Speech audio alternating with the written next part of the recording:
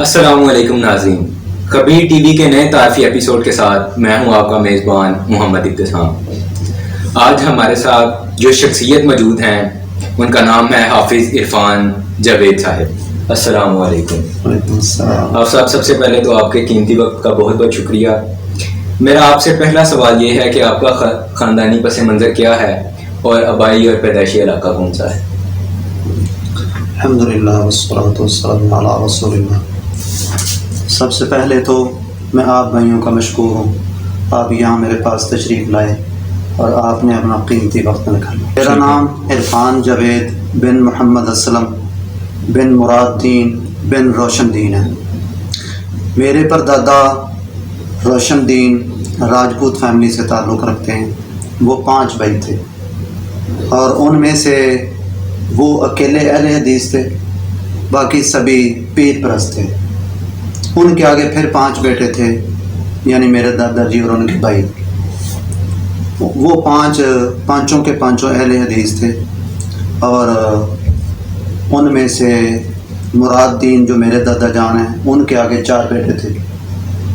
سب سے بڑے رانا محمد حنیف تھے جو لڑکپن میں ہی فوت ہو گئے، اور ان سے چھوٹے میرے والد صاحب محمد اسلم جو ماشاءاللہ اپنے بہنوں میں سے سب سے بڑے ہیں، اور بہنوں میں سے بعض ان سے بڑی ہیں اور بعض ان سے چھوٹی ہیں۔ اور میرے والد صاحب جو تھے وہ شروع سے نمازی اور پرہیزگار آدمی ہیں، اور اپنے باقی سب بہنوں بھائیوں میں سے زیادہ نیک صفت انسان ہیں۔ ہم ان کے 5 بیٹے ہیں۔ سب سے بڑے کا نام عبد الرحمن ہے، اور ان سے چھوٹے کا نام لقمان احمد ہے، اور ان سے چھوٹا میں ہوں تیسرے نمبر پر، حافظ عرفان جاوید۔ ہم بنیادی طور پر ضلع گوجرانوالا کے ایک تھانہ جو اب تحصیل بن چکا ہے بنڈو کے رہنے والے ہیں۔ تھانہ بنڈو کے ساتھ جنوب مغرب میں ہمارا گاؤں سنوپر پڑتا ہے، وہاں کے ہم شروع سے رہنے والے ہیں۔ سن 1990 میں وہاں سے ہم نے رخت سفر باندھا اور یہاں مرید کے محلہ دوکے میں ہم نے رہائش رکھی، اور پھر یہیں سے پھر تعلیم کا سلسلہ آگے چلتا ہے۔ آپ صاحب، میرا آپ سے اگلا سوال یہ ہے کہ آپ نے دنیاوی اور دینی تعلیم کہاں سے حاصل کی؟ میں نے پرائمری تو اپنے گاؤں سنوپر کے اسکول سے ہی پاس کی، اور مڈل بھی وہاں رہتے ہوئے گورنمنٹ ہائی اسکول، گورنمنٹ اسلامیہ ہائی اسکول مچھرالہ، وہاں سے میں نے 1990 کو مڈل کیا۔ پھر 26 دسمبر 1990 کو ہم یہاں مرید کے آ گئے، اور پھر قلعہ مسیطہ ہائی اسکول ہدوکے سے میں نے میٹرک کیا۔ میٹرک کرنے کے بعد پھر کچھ محنت مزدوری کرتا رہا، اور پھر غالباً 1994 کو میں نے میٹرک مکمل کیا، اور پھر مرکز طیبہ مرید کے میں جامعۃ الدعوت الاسلامیہ یہاں پر داخلہ لیا، اور یہاں سے تعلیم الکتاب والسنہ یعنی درس نظامی کی تعلیم جو ہے وہ آخر تک صحیح بخاری تک مکمل کی، جو ایم اے اسلامیات اور ایم اے عربی کے برابر ہوتی ہے۔ آپ صاحب، دینی تعلیم کے اساتذہ کون سے ہیں؟ ان کے نام بتائیں۔ میرے دینی تعلیم کے اساتذہ، ان میں سے سر فہرست ہمارے قابل فخر استاذ شیخ الحدیث و تفسیر حافظ عبدالسلام بھٹوی حافظہ اللہ تعالی ہیں، جنہوں نے 4 جلدوں پر مشتمل تفسیر القرآن الکریم لکھی ہے، اور اب وہ صحیح بخاری شریف کی شرح تصنیف فرما رہے ہیں جو نصف سے تقریباً آگے گزر رہی ہے۔ ہمارے دوسرے قابل فخر استاذ مولانا مفتی مبشر احمد ربانی حافظہ اللہ تعالی ہیں، جو جماعت اہل حدیث کے بہترین سرمایہ ہیں، اور کامیاب مناظر اور بہترین مصنف اور مفتی ہیں، اور بہت بڑے عالم دین ہیں۔ ہمارے قابل احترام استاذ مبشر احمد ربانی صاحب ہیں۔ ان کے علاوہ ہمارے ایک اور استاد ہیں جو اسماء الرجال میں بڑی مہارت رکھتے ہیں، محترم حافظ ابو سیف جمیل صاحب حافظہ اللہ تعالی، فاضل مدینہ یونیورسٹی۔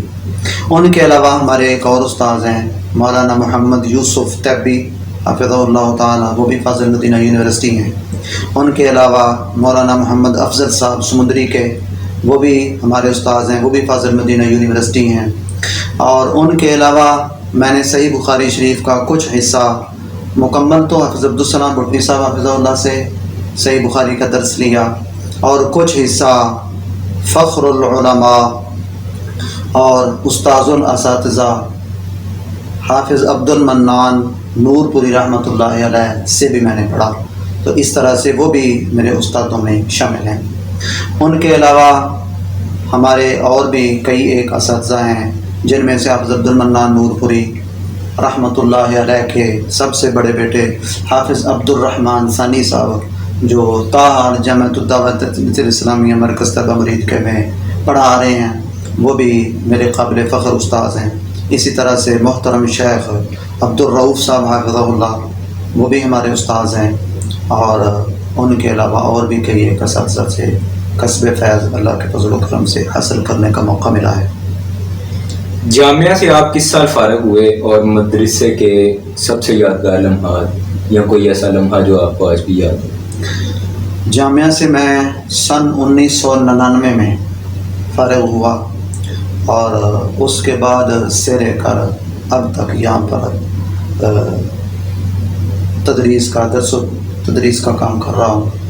اور جامعہ میں جو لمحات گزرے ہیں وہ ماشاءاللہ بڑے شاندار ہیں، خصوصی طور پر طالب علمی کے دور کے حالات، اور آخری کلاس کا بالخصوص جب وہ تقریب بخاری ہوتی ہے اور سب طلبہ کی دستار بندی ہوتی ہے، اور ہم اپنے اساتذہ کرام اور ساتھیوں اور دوستوں کی پروقار دعوتیں کرتے ہیں، تو وہ ہمارے لمحات بڑے شاندار تھے. کوئی ایسا واقعہ جو آپ کو آج بھی یاد ہو؟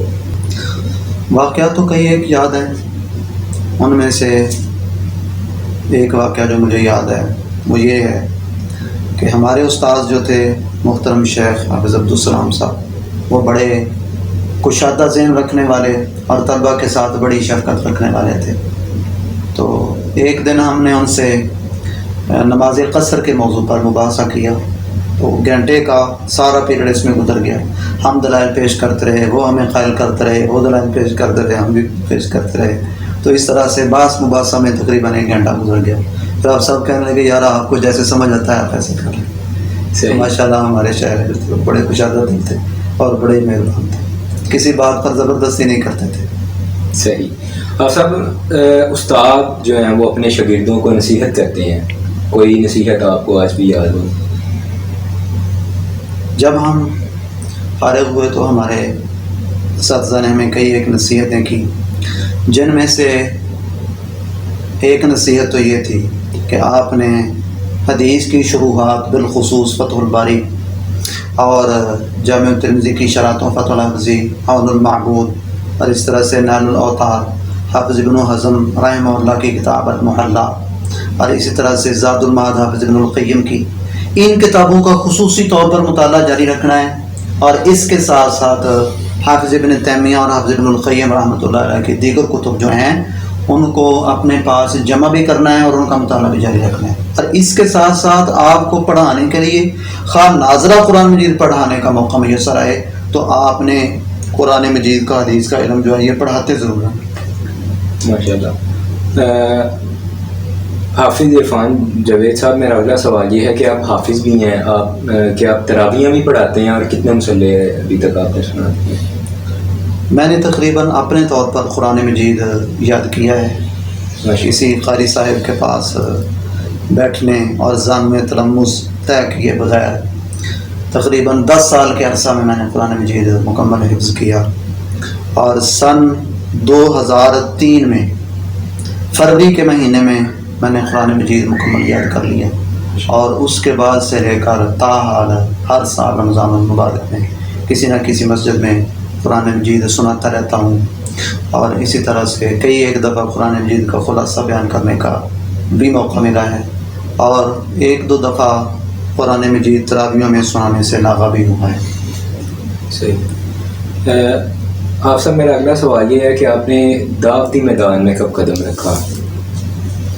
ابھی میں جامعہ میں زیر تعلیم نہیں ہوا تھا، اسکول کی تعلیم حاصل کر لی تھی، اور اس کے بعد ابھی جامعہ میں داخل ہونا باقی تھا، تو میں نے دعوتی کام اور تقریر کرنا یہ سیکھا، اور اس کے بعد مستقل طور پر بعض مساجد میں خطبہ جمعہ دینا شروع کیا، اور اس وقت سے لے کر اب تک مختلف مقامات پر خطبہ جمعہ دے رہا ہوں، اور جہاں سے کوئی درس تقریر کا موقع ملتا ہے، دعوت دی جاتی ہے، تو وہاں پر بھی اللہ کو فضل و کرم سے پہنچتا ہوں۔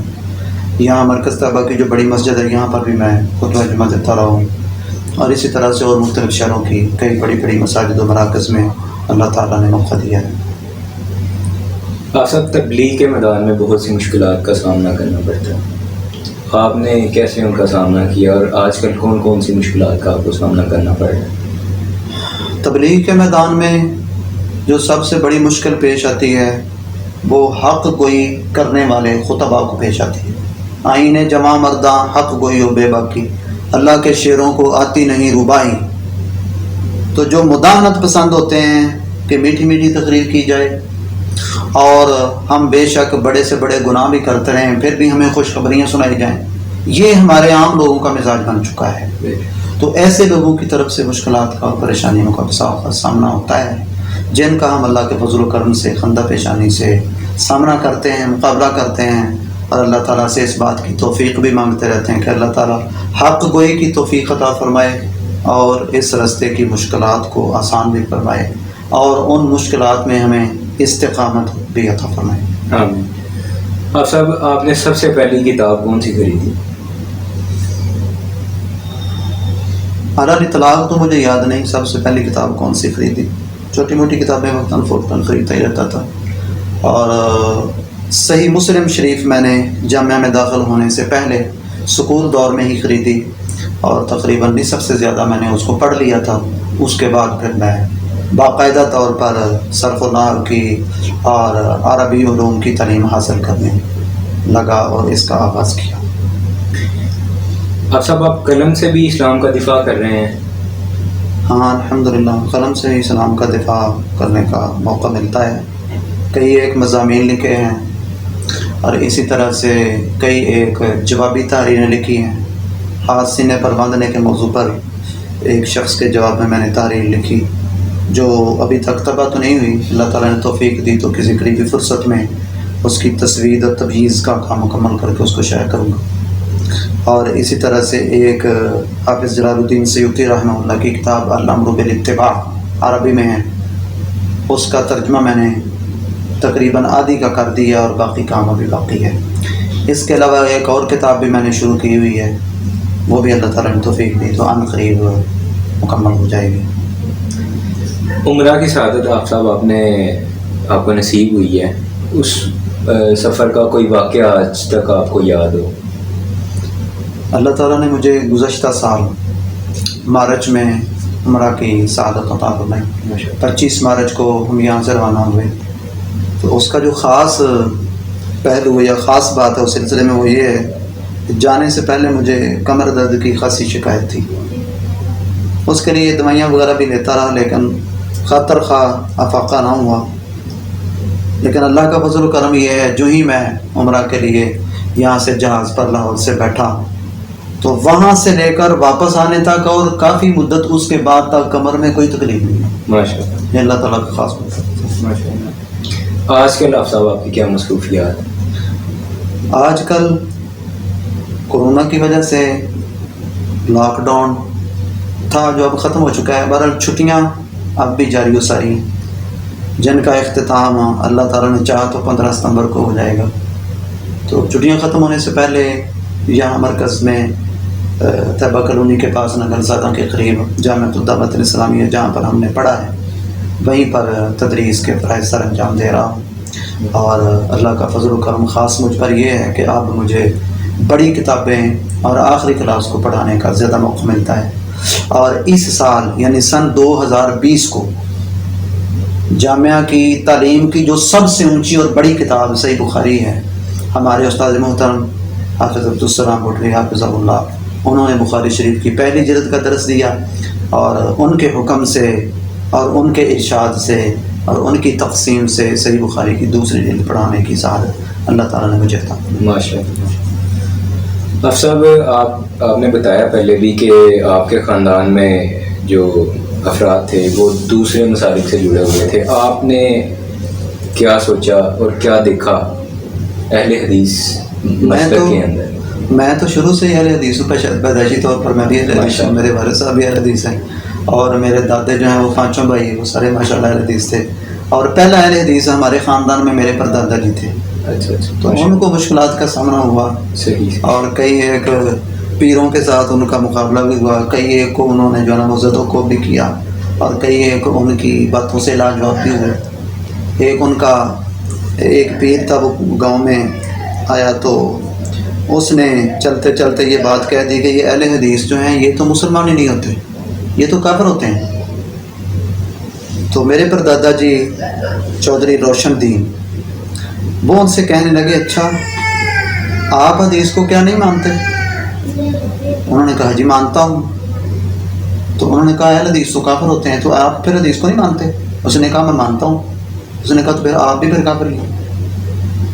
تو پھر وہ پیر صاحب جو تھے منہ لٹکا کر بیٹھ گئے اور دیر تک بیٹھے رہے، اور ان کے جو مریدین تھے وہ ناشتے وغیرہ ان کے تیار کر کے انتظار میں رہے، لیکن پیر صاحب جو تھے وہ مراقبے میں تھے۔ انہوں نے آ کر منتیں سماجتیں کی، پیر صاحب وہاں سے نہیں اٹھے۔ آخر میرے پردادا جی کو انہوں نے کہا کہ بھائی آپ نے ان کو ناراض کیا، آپ ہی ان کو راضی کریں۔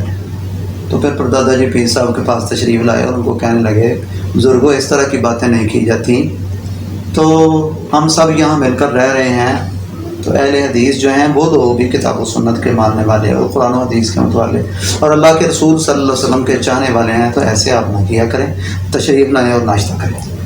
تو انہوں نے ان کی کو محنت سماجت کی تو وہ پھر ناشتہ کرنے کے لیے تشریف کیا۔ ہمیں تو اللہ تعالیٰ نے تعلیم میں ڈال کر یہ پاکیزہ اور یہ صاف ستھرا اور سچا سنہرا مسلک جو ہے نا اللہ تعالیٰ نے عطا فرمایا۔ آپ صاحب کون سی ایسی خاص بات ہے جو اہل حدیث مسلک کے اندر ہی ہے؟ اہل حدیث مسلک کے اندر خاص بات یہ ہے کہ یہ مسلک تحقیق کے اعلیٰ معیار پر جو بات ثابت ہو جائے اس کو مسلک اہل حدیث کہتے ہیں۔ تو یہ مسلک جو ہے یہ کتاب و سنت کے ساتھ جڑا ہوا ہے، ان کا الگ اہل حدیث کا کوئی مسلک نہیں۔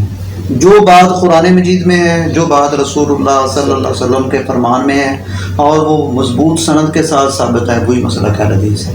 تو ان کی خاص بات یہ ہے کہ جب قرآن مجید کی بات آ جائے، نبی کریم صلی اللہ علیہ وسلم کی بات آ جائے، تو پھر اس کے مقابلے میں یہ کسی کی بات کو کچھ نہیں سمجھتے۔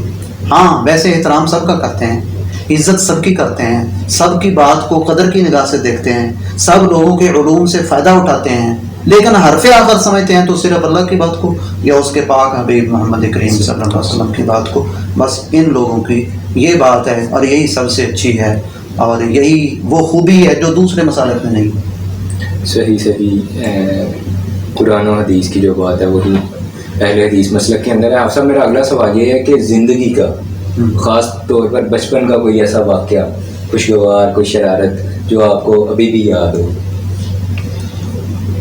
بچپن کے واقعات میں سے مجھے ایک یہی یاد ہے، ہمارے گاؤں کی مسجد میں خطیب صاحب موجود نہیں تھے، تو اب ہمارے بڑوں نے یہ پروگرام بنایا کہ اب جمعہ بھی پڑھنا ہے تو کریں تو کیا کریں۔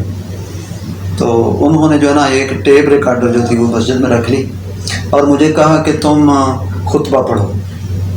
تو میں نے پھر اسپیکر کے اندر خطبہ پڑھا، اس کے بعد انہوں نے کیسٹ لگا لی اور کیسٹ لگا کر وہ تقریر سن کر انہوں نے جمعہ پڑھا۔ والدین کی صاحب آپ کو کوئی ایسی نصیحت جو یاد ہو آج بھی؟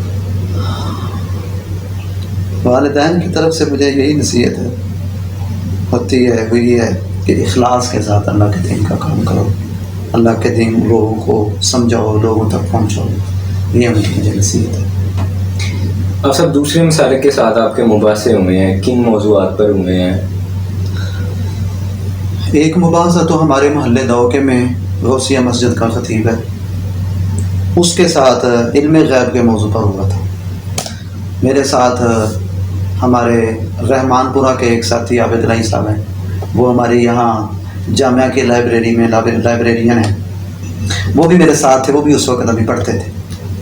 تو اس وقت علم غیب کے موضوع پر مولوی صاحب کے ساتھ مولوی سید احمد مجددی ہے، ان کے ساتھ علم غیب کے موضوع پر مباحثہ ہوا تھا، تو پھر بات ہوتے ہوتے وہ خاموش ہو گئے تھے، آگے سے پھر ان کو کوئی بات نہیں ہوئی تھی۔ اس کے علاوہ پاک پتن میں ایک مولوی صاحب ہیں، جو بندیوں کے وہ بڑے مناظر تھے، ان کے ساتھ رفع الیدین کے موضوع پر میرا مناظرہ ہو. تو کافی دیر تک بحث وغیرہ چلتی رہی، اور پھر اس وقت تو وہ بے نتیجہ ہی ختم ہوئی. ایک بات پر کہ وہ حدیث اور پڑھ رہے تھے کتاب کے اندر سے، اور سند کسی اور کی پڑھ رہے تھے. تو میں نے ان کو کہا کہ آپ نے جو سند پڑھی ہے حدیث اس کے نیچے یہ نہیں ہے، یہ آپ گڑبڑ کر رہے ہیں. لیکن وہ قصداً گڑبڑ کر رہے تھے. وہ کہنے لگے نہیں ایسا نہیں ہے. تو پھر میرے ساتھ جو معاون مناظر تھے حافظ کرم علیہ صاحب، وہ اٹھ کر ان کے پاس چلے گئے. انہوں نے کہا یہ دیکھو وہ حدیث تو اوپر والی ہے، تم نیچے والی کو ساتھ ملا رہے ہو. تو انہوں نے پھر اس کو جو ہے نا وہ ایک پنچ بھی دکھا دیا. تو اس سے تھوڑا سا شور اٹھ گیا. اس شور کے بعد پھر گفتگو شروع ہو گئی، اور پھر اس کے بعد ختم ہو گئی. وہ مولوی صاحب کچھ مہینے، سال، تقریباً سال سے کم عرصے کے بعد وہ اہل حدیث ہو گئے تھے. تو اب تک ماشاءاللہ وہ اہل حدیث ہیں. ایک دفعہ مرید کے میں ایک ڈاکٹر شفقت تھا، اس کے ساتھ مباحثہ پیش آیا. وہ لوگوں کو ترجمہ قرآن پڑھاتا تھا، اور میں نے سنا کہ وہ نماز کے متعلق کہتا ہے نماز جس کا قرآن مجید میں حکم دیا گیا ہے وہ یہ اٹھک بیٹھک والی نماز نہیں ہے، وہ نماز اور ہے. تو اس طرح سے وہ ارکان اسلام کو جو ہے نا وہ تضحیق کا نشانہ بناتا تھا، اور اپنی سوچ کو لوگوں پر مسلط کرتا تھا، اور قرآن مجید کی غلط ترجمانی کر رہا تھا. تو ساتھیوں نے کہا اس کے پاس جانا چاہیے. ہم اس کے پاس چلے گئے، اور اس کے ساتھ بحث مباحثہ ہوتا رہا، دلائل کا تبادلہ ہوتا رہا. پھر ایک دلیل پر ہماری بات جو ہے وہ ختم ہو گئی، اور اس پر وہ لاجواب ہو گیا. وہ دلیل میں نے یہ پیش کی قرآن مجید سے کہ اللہ تعالیٰ نے فرمایا الحج اشہر معلومات، حج وہ معلوم اور متعین مہینوں میں ہے. حج سارا سال نہیں ہو سکتا، حج کے مہینے خاص ہیں. تو میں نے کہا جی آپ جو کہتے ہیں کہ صرف قرآن مجید ہی حجت اور دلیل ہے اور وہی ہے، اس کے علاوہ اور کوئی وہی نہیں ہے، کوئی حجت اور دلیل نہیں ہے، حدیث کوئی شے نہیں ہے. تو اب آپ قرآن مجید سے مجھے کوئی آیت نکال کر یہ بتائیں کہ وہ حج کے مہینے کون سے ہیں، کیونکہ حج کے مہینوں کا اگر پتہ ہی نہ چلے وہ کون سے ہیں تو پھر حج ہو ہی نہیں سکتا. تو قرآن مجید پر عمل اسی صورت میں ممکن ہے کہ آپ قرآن مجید سے نکال کر دکھائیں کہ حج کے مہینے ہی ہیں. تو وہ کہنے لگا وہ جو حرمت والے مہینے ہیں نا، جن کا ذکر سورۃ توبہ کے اندر آیا ہے منہا اربعۃ حرم، وہ مہینے. میں نے کہا جی ان کا بھی نام نہیں آیا، ان کا نام کہاں ہے؟ تو اس پر پھر وہ بیچارہ جو تھا نا وہ پیچ و تاب کھانے لگا، اور پھر وہ غصے ہونے لگا. تو اس کے جو کرندے تھے وہ کہنے لگے چھوڑو جی چھوڑو جی. میں نے کہا چھوڑو کیوں، اب جواب دو ہماری بات کا. اللہ کے فضل و کرم سے یہاں پر فبہت الذی کفر، ان کی زبان بند ہو گئی اور آگے ان کو کوئی جواب نہیں دیا. اسی طرح اس کے علاوہ ایک منکر، یہ تو منکرین حدیث تھے، اس کے علاوہ ایک جماعت المسلمین کا تھا، کوئی اشفاق نامی لاہور سے وہ آیا تھا. اس کے ساتھ ہماری بحث ہوئی تو وہ تلزم جماعت المسلمین و امامہم، اس سے استدلال کرنے لگا کہ اس وقت جماعت المسلمین جو ہے یہی سچی جماعت ہے، اور باقی سب جماعتیں جو ہیں وہ جہنمی فرقے ہیں، اور اس جماعت کو لازم پکڑنے کا رسول اللہ صلی اللہ علیہ وسلم نے حکم دیا ہے. تو ہم نے اس کو کہا بھائی یہاں اس حدیث کے اندر جماعت کو نام کے طور پر نہیں پیش کیا گیا. یہ جماعت المسلمین نام نہیں ہے، بلکہ یہ تو ایک عام لفظ ہے، مسلمانوں کی جماعت. یہاں تم باقی عبارت کا ترجمہ کرتے ہو، اس کا ترجمہ کیوں نہیں کرتے؟ اگر یہاں جماعت کے طور پر یہ مراد ہوتا تو پھر امامہ ہم نہیں ہونا تھا، امامہ ہا ہونا تھا. تو ہم نے عربی زبان سے متعلقہ یہ باتیں اور یہ دلائل اس کے سامنے پیش کیے تو وہ کہنے لگا جی مجھے تو عربی آتی ہے. تو ہم اپنے کسی عربی دان کو اب لے کر آئیں گے. تو میں نے کہا ٹھیک ہے، آپ کسی عربی جاننے والے کو لے کر آنا. تو اللہ کے فضل و کرم سے آج تک نہیں ہوا ہے، اور نہ ان کو کوئی عربی دان ملا ہے. جھوٹے جھوٹے. ڈاکٹر صاحب آپ کے ٹائم کا بہت بہت شکریہ. السلام علیکم. السلام ورحمۃ اللہ وبرکاتہ. آج کی ایپیسوڈ کے لیے اتنا ہی. اگلے ایپیسوڈ تک اپنا خیال رکھیے. اللہ آپ کا حافظ.